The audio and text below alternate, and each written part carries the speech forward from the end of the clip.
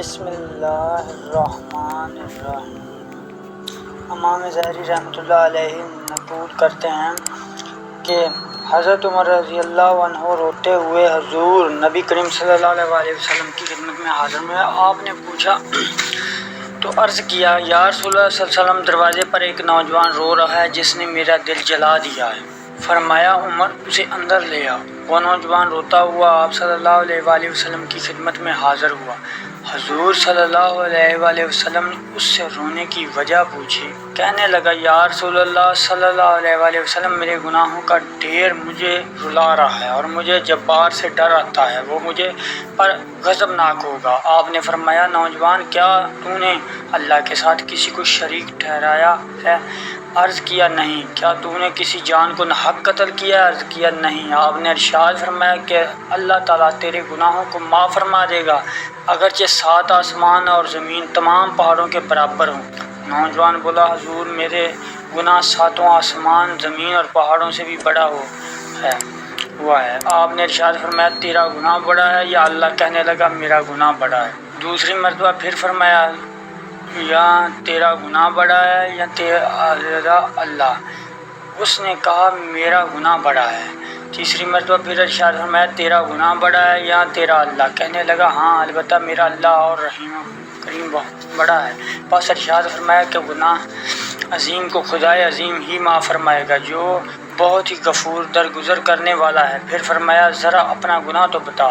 اس نے عرض کیا، یا رسول اللہ صلی اللہ علیہ وسلم، مجھے آپ سے حیا آتی ہے۔ آپ نے پھر پوچھا، کہنے لگا، میں کفن چور تھا اور سال تک یوں ہی پیشہ کیا۔ ایک دفعہ انصار کی ایک لڑکی فوت ہوئی، میں نے اس کی قبر کھودی، کفن اتار کر چل دیا۔ ابھی تھوڑا دور ہی گیا تھا کہ شیطان نے مجھے پر غلبہ پایا اور میں نے لوٹ کر اسے مجامت کر لی۔ ابھی میں قبر سے نکل کر تھوڑی ہی دور گیا تھا، کیا دیکھتا ہوں کہ وہ لڑکی کھڑی پکار کر کہہ رہی ہے، اے نوجوان، تجھے قیامت کے دن جزا و سزا دینے والے سے حیا نہیں آتی؟ جس وقت وہ اپنی کرسی فیصلے کے لیے رکھے گا اور ظالم سے مظلوم کا بدلہ دلوائے گا، تو مرنے والوں کے مجمع میں مجھے ننگا کر کے چل دیا ہے اور میرے اللہ کے روبرو مجھے بحالت جنابت حاضر ہونے پر مجبور کیا ہے۔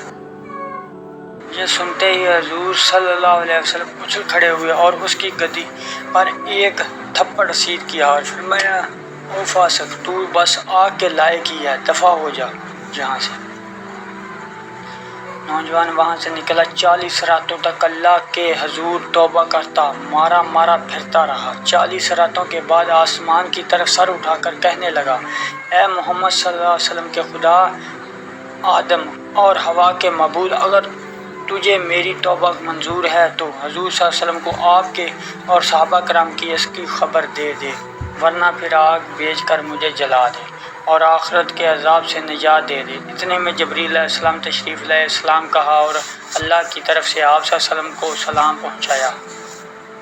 جبریل علیہ السلام نے کہا کہ اللہ تعالیٰ فرماتے ہیں، کیا مخلوق کو آپ نے پیدا کیا ہے؟ فرمایا، مجھے بھی اور تمام مخلوق کو بھی اللہ نے پیدا فرمایا ہے۔ عرض کیا، وہ پوچھتے ہیں کہ کیا آپ مخلوق کو رزق دیتے ہیں؟ فرمایا، بلکہ مجھے بھی اور تمام مخلوق کو بھی اللہ تعالیٰ ہی رزق دیتے ہیں۔ عرض کیا، وہ پوچھتے ہیں کیا بندوں کی توبہ آپ قبول کرتے ہیں؟ فرمایا، بلکہ میری بھی اور تمام بندوں کی توبہ وہی قبول فرماتا ہے۔ پھر کہا، اللہ تعالیٰ فرماتے ہیں کہ میں نے اپنے بندے کی توبہ قبول کر لی ہے، آپ بھی اس پر نگاہ شفقت عطا فرمائیں۔ حضور صلی اللہ علیہ وسلم نے اس نوجوان کو بلا کر اسے توبہ قبول ہونے کی بشارت سنائی۔ اللہ ہم سب کو گناہوں سے بچنے کی توفیق عطا فرمائے، آمین ثم آمین۔